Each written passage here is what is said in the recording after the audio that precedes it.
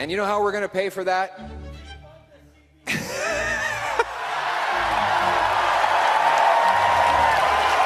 Today we learned that Mark Carney's company has been stashing its cash in the Cayman Islands.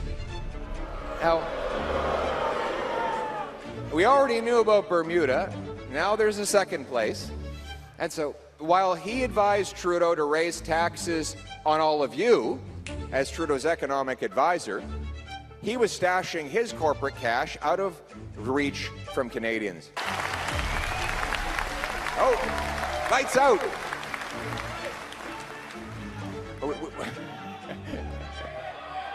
I think it's because the Liberal energy policy is so bad we have no more electricity. The economy has been shrinking for 10 long years, well before the tariffs ever struck. In fact, we've had the worst economic growth under the Liberals of any G7 country. $500 billion has left our country and headed south. Shootings, gang killings, overdose deaths overtake our once safe communities. And now, with all the rising costs and crime and an economy falling under America's thumb, these Liberals think they deserve a fourth term in power. What do you think?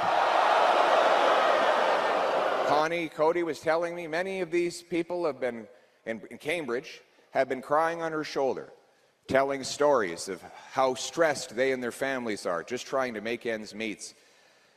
It's time that we put those people first for a change. It's time that we became a country that rewarded hard work. And right now, Canadians spend more on taxes, Liberal taxes, than they do on food, clothing, and shelter combined. The average family tax bill has gone up $10,000 in 10 years. This after they promised they would cut middle-class taxes. We know we can never count on Liberals to tell the truth. I only promise the things I can deliver. That's the truth. You know what I mean? We do the math. You will hold me to it, and I will be held to it, and we'll get it done. Because we did it before, and we'll do it again. I love you too. Thank you very much. I appreciate you backing me up. And I also love our auto workers, and I want to encourage Canadians to buy Canadian-made automobiles. That's why our government will remove the GST from Canadian-made cars and trucks.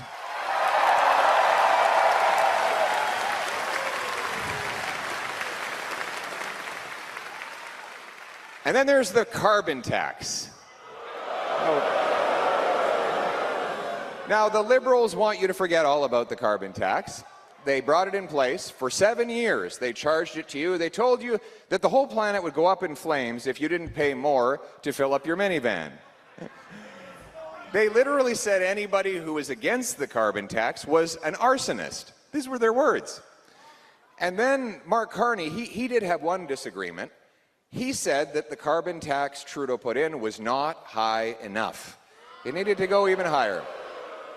And then 28 days before the election, they hid it from the gas pump in the hope that you would forget about it for long enough to give them the fourth term so that they can put the tax back in place higher than ever before, and this time without a rebate.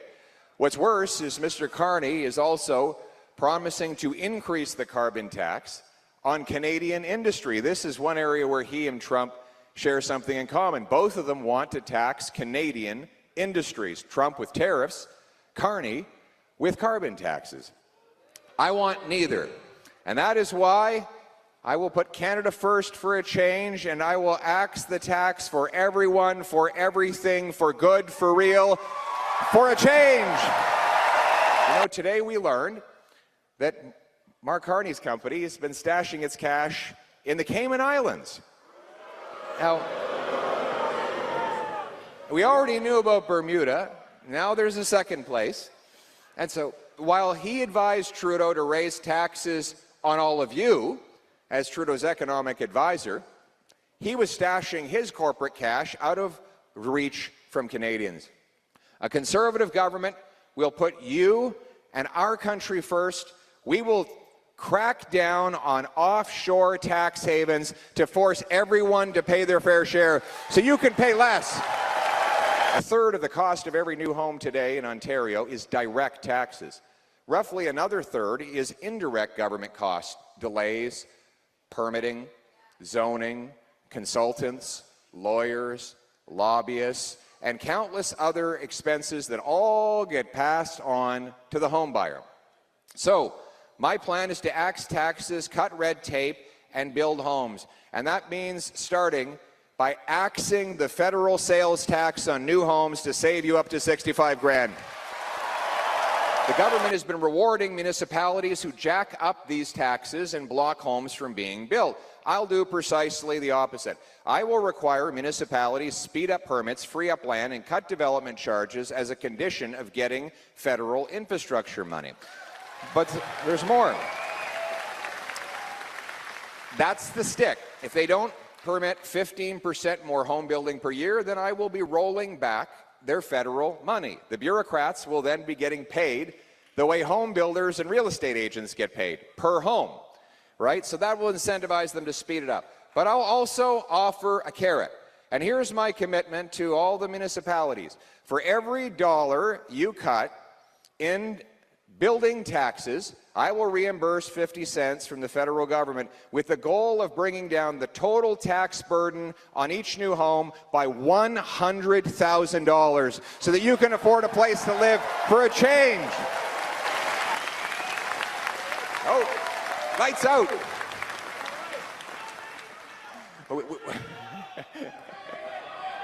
I think it's because the Liberal energy policy is so bad we have no more electricity. We're surviving on a generator. So, anyway, did someone want to take a nap or something? I didn't put you to sleep. Oh, there we are. Let there be light. There we go. There we go. Let there be. We have any trades workers here? Any trades workers? Wow, the trades are out big time, eh? I love it. I love it when I see these guys coming straight from work. This guy, look at him, straight from work, eh? I love it. It's beautiful. What do you do, sir? Truck driver. Give it up for the truckers.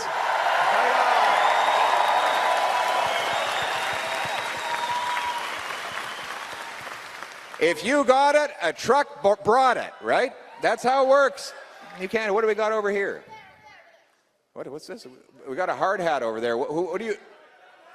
He's a home builder. We need more like that. Fantastic. Looking good. But what trade are you? You can't be all the trades. I know you build houses, but are you a carpenter? You're a framer. Okay, that's important. You can't have a house without a frame. It'd come crashing down pretty quick. What else do we got over here? She's an aluminum. You're an aluminum roofer. All right, you know where to get your aluminum roofing products. This young lady. Incredible. These are brilliant people. But the problem is, we got one more over here. What do we got? This guy. Heavy machinery operator? And this gentleman here? And you, sir? All right, heavy machinery and flooring and drywall. Give them a round of applause. The trades workers. We're going to bring tax fairness. Our traveling trades workers can only write off $4 grand when they travel across the country. Some of them do 20 or 30 of these big trips every single year, and they can't write off more than $4 grand. Meanwhile, the CEOs can write off the full cost of their private jets. This is not fair. That's why we're going to pass the Tax Fairness for Traveling Trades Workers Act, allowing you to write off the full cost of your food, transportation, accommodation to go from one job to the next. Mandatory jail time for human traffickers and for gun smugglers. Life sentences.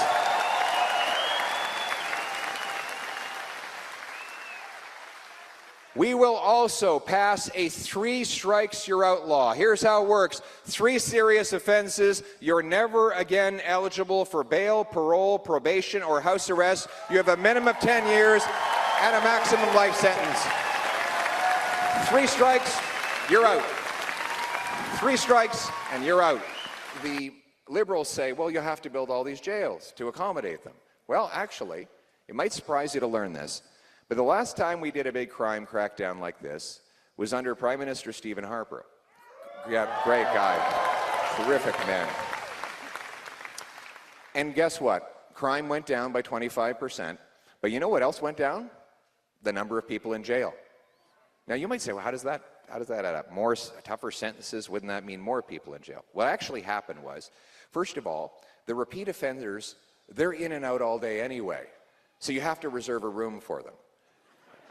Right now. What we're changing is that they're just not going to be going out from that revolving door because it's going to be turned into an iron gate. But more than that, the small-time offenders, the ones just getting into a life of crime, they do the math. They figure out real quick that it's not worth getting caught because they're going to be in jail for a very long time. So you know what? They go out and do something else with their lives. That's how you reduce crime. You deter it. They only inspect 1% of the shipping containers. No wonder so many drugs, guns, stolen cars, and worse come in and out of our country.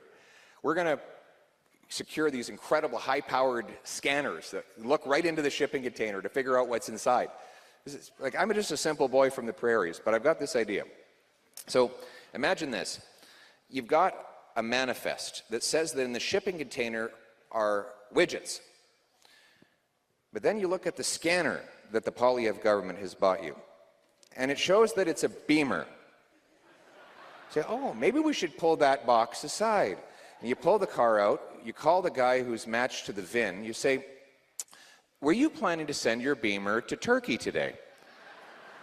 And he will say, no, I got up this morning and my beamer was missing from the driveway, so I couldn't go to work. Well, we've got it over at the Port of Montreal. You can come pick it up, and we're going to go to the house of the guy who booked the shipping container and say, you're under arrest. You have a right to remain silent.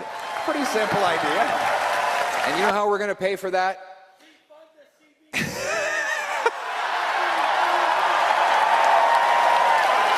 Thank you very much. This guy makes some really wonderful suggestions, eh?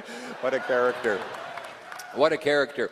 You know, I had a different idea that I think is going to be even more popular, and that is to reverse the wasteful, multi-billion-dollar gun grab that targets our hunters and our sport shooters. If the Liberals get back in, all your hunting rifles will be banned. Carney was out there again today, reiterating that he wants to target licensed, law-abiding, trained, and tested firearms owners, the hunters. He doesn't understand that it's not Grandpa Joe's hunting rifle that's shooting up our downtown communities.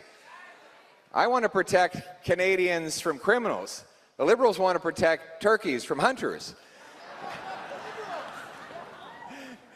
We need to protect Canadians from turkeys as well, I think. But the reality is, if you've got a possession and acquisition license, anybody got a pal? Any pals in the room? These are the law-abiding people. If you're going to rob a bank, you don't stop to get a gun license on the way to do it. Every single one of you who put up your hand, you're vetted by the RCMP, you've gone through extensive training, you have to do safe storage, there you go, the police database system checks you every single night. Why would we waste billions of dollars of tax money and countless hours of police time going after the good people? Let's go after the bad guys for a change. Let's put the criminals in jail. We need to recognize, now more than ever, the vision of an East-West nation called Canada that was dreamt up and brought into existence by the great John A. Macdonald, our first Prime Minister. And not only that, we need to bring back the heroes of history, Terry Fox, the famous five, our veterans, to the Canadian passport.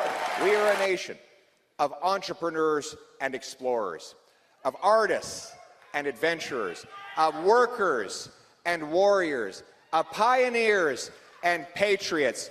What binds us together is the Canadian promise that hard work gets you a great life in a beautiful, affordable home on a safe street, protected by brave troops under a proud flag for a change. Canada first, let's bring it home!